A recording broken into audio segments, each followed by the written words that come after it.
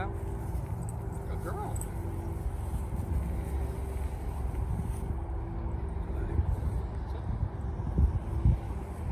Right, you can see helicopter noises, little competing stimuli for her, so she's going to kind of process that. Other things are going on. So that's why I put her in a little stabilized position so she can kind of concentrate on that without me talking to her, yelling at her, or anything like that.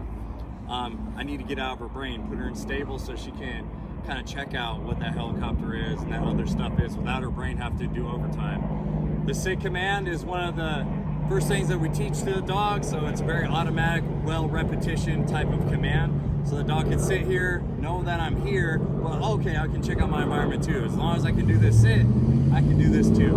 And that's where I want to put her in. As it calms down, I see more relaxation coming from her. A little bit more relaxed breathing, slower breathing rate, more eye contact with the person that's working her. Right, you saw a little bit licking of the lips, right? Pay attention, I think, to Dad's shift to back to me, perhaps, and she licked her lips just a little bit off of that kind of movement right there. So you can kind of see where it makes her think more. That's just the brain saying, oh, there's more stuff to think about out here. But you're good. You're good. All right. So we're gonna go with a touch command. She's had a little bit of imprinting on it. So we're probably got like one little round of 2 or 3 good reps, and this is her first time doing it today. So we're just looking for a little bit of stability and a little bit of recognition. This is where we're supposed to be. She knows the command, all that good stuff. Shiva, touch. Touch.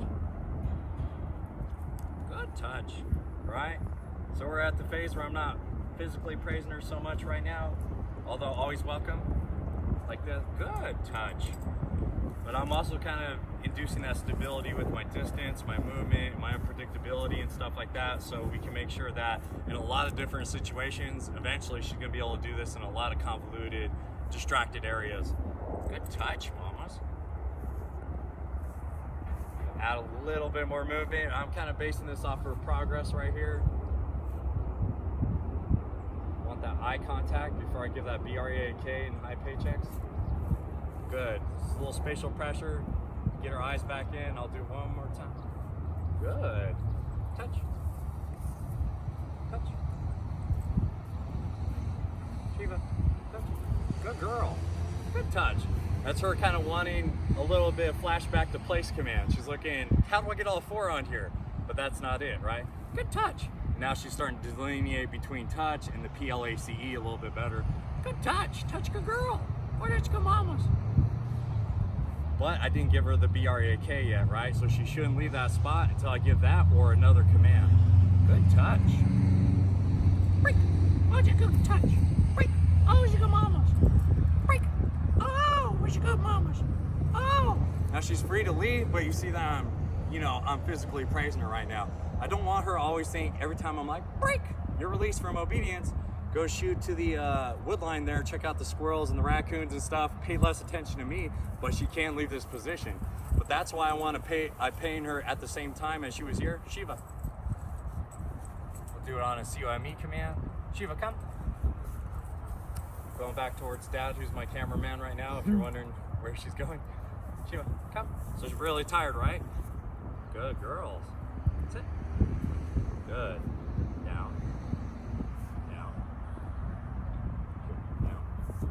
Right, might be a little spatial pressure convolution, right? A little wall right there. Down. Good. Instead of putting her face towards a blockade where she won't be able to see when she lays down, let's use that as a flank.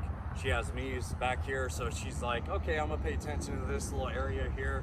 I got one of my dudes back here. I got this solid barrier over here. It's called their den enclosure mode, but that's why she was having a little bit of issues looking at forward that way, maybe anticipating potentially getting another touch command, but that's why we did a reposition on that. So now going back to pain before we let him leave the position of the BRAK, right? A lot of times I might be something like this. Eye contact. Break.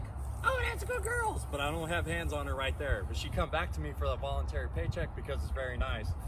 But before that, to kind of build that type of response, what we were doing is, Shiva, come. good. You'll get daddy love here. Okay, what a good come. Oh, what's good girls. All right, so now this time I'm paying her at the same time. Before his break, a shoot over here, shoot over to dad with the bat. All right. Good sit. Break. Go, mama. You want a good sit. Break. See her lick her lips right there? Something a little extra think about it. Up the volume on my brake. Something's a little different. Break. Good. Do you see her juke right there? A little bit? Break. A little bit less, right?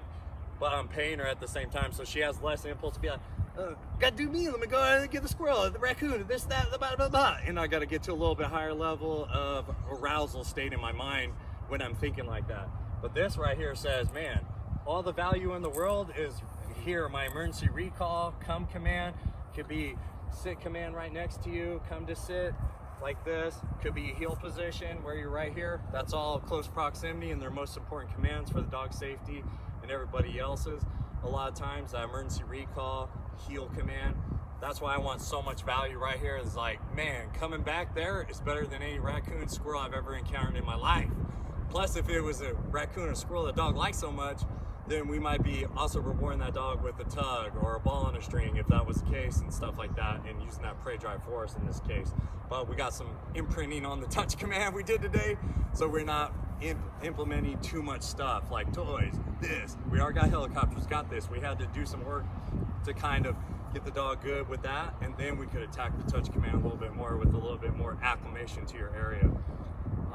Since I think it's the same video, right when you saw her get off of the touch command earlier, when she was nice and stable, that's where we kind of said, but it was on her own. It wasn't because we gave her a break or anything.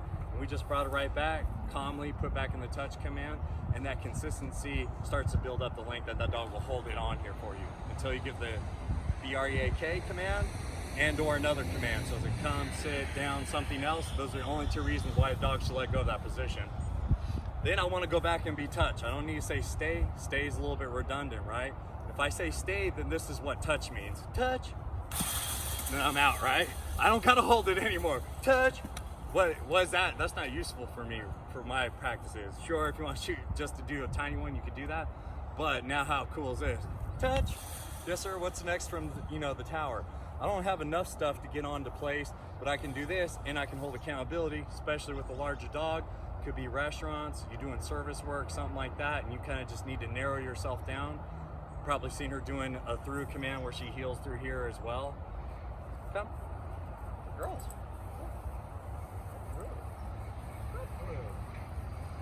It's another way to kind of shorten up your silhouette going down hallways, around people, and everything like that. Go, mama. Look at through. Oh! Good. Good. Nice high paychecks, and the dog always ends up on a high note. High note. Good.